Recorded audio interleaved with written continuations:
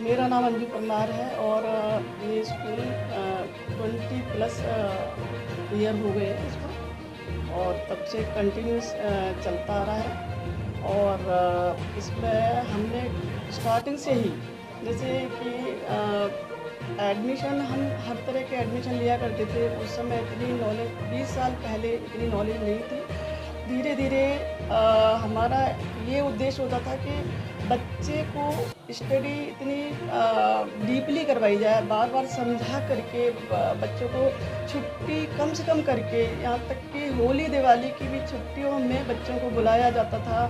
और अभी संडे को भी इनके बोर्ड एग्ज़ाम होते हैं तो फिर शुरू में बच्चों के मार्क मतलब 100% रिजल्ट रहा। उसके बाद अब धीरे धीरे जो है बच्चों की जो परसेंटेज है 99% पहुँच गई है। पिछले 5-7 वर्षों से ये चल रहा है कार्यक्रम।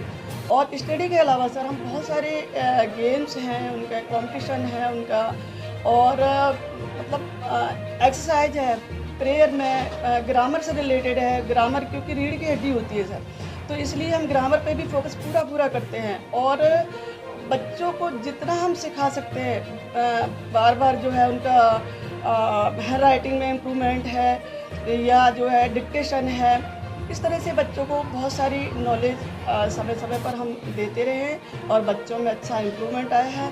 पेरेंट्स काफ़ी खुश रहते हैं और बच्चे अव्वल बनते जा रहे हैं। कर्नल साहब, आप जो है समाज के उस क्षेत्र से जहाँ देश की सेवा की गई है, आपने बहुत कुछ देखा है।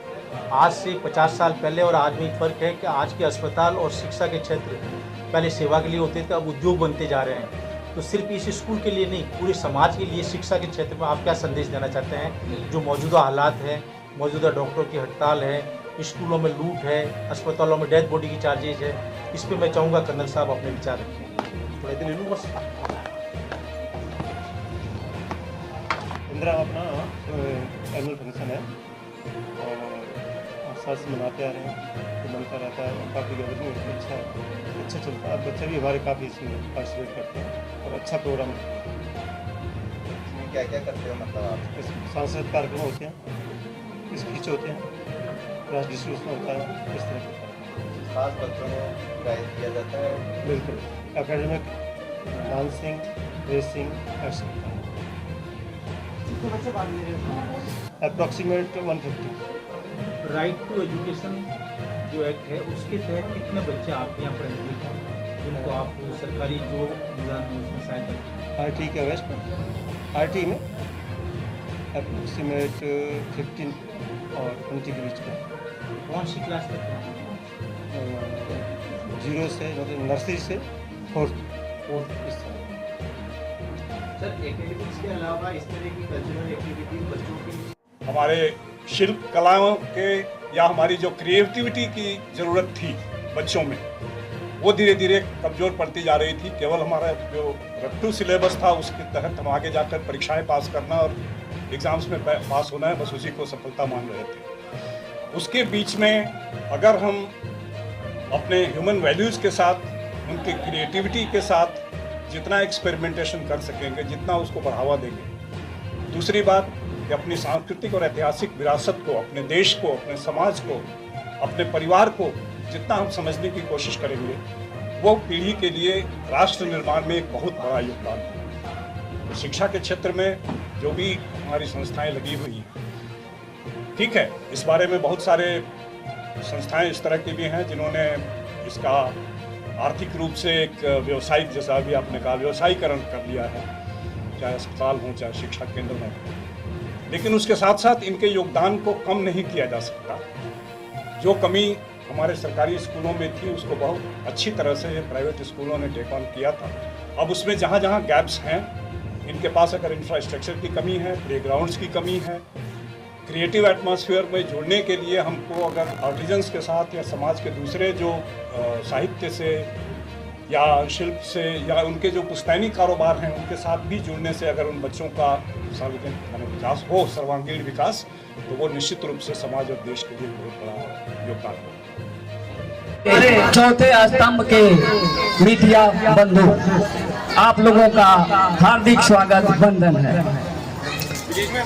जब हम इस संसार में जन्म लेकर आते हैं तब हमारे जीवन को सफल बनाने के लिए अथक प्रयास करने होते हैं। हमारे माँ बाप हमारे जीवन को सफल बनाने में निरंतर प्रयास करते हैं। जिस घर में हम जन्म लेते हैं वह हमारा घर होता है, उसी घर में हमारा पालन पोषण होता है। जब हम बड़े होने लगते हैं तब हमारे माता पिता हमारे जीवन को सफल बनाने के लिए स्कूल भेजते हैं।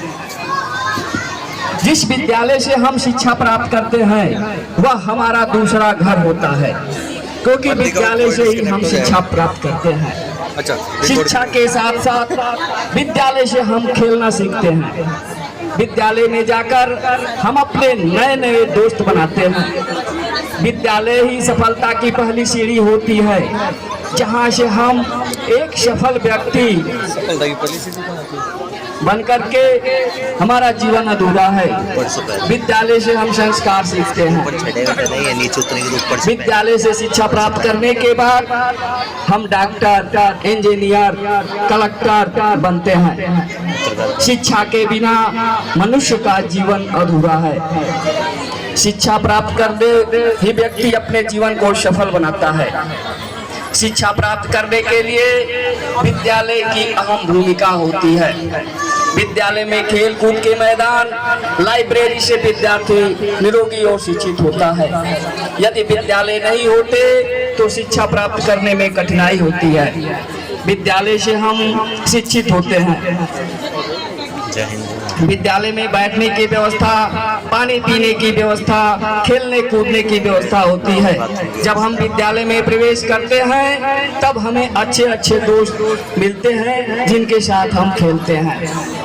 प्राचीन समय में बच्चे शिक्षा प्राप्त करने के लिए गुरुकुल या आश्रम में जाया करते थे। ठीक उसी तरह आज हम शिक्षा प्राप्त करने के लिए विद्यालयों में जाते हैं, जहां से हम शिक्षा प्राप्त करते हैं और अपने जीवन को सफल बनाते हैं। जो भी व्यक्ति इंजीनियर, डॉक्टर, कलेक्टर, वैज्ञानिक, बिजनेसमैन बनते हैं वह सभी लोग किसी न किसी विद्यालय से शिक्षा प्राप्त करते हैं। विद्यालय में विद्यार्थी का जीवन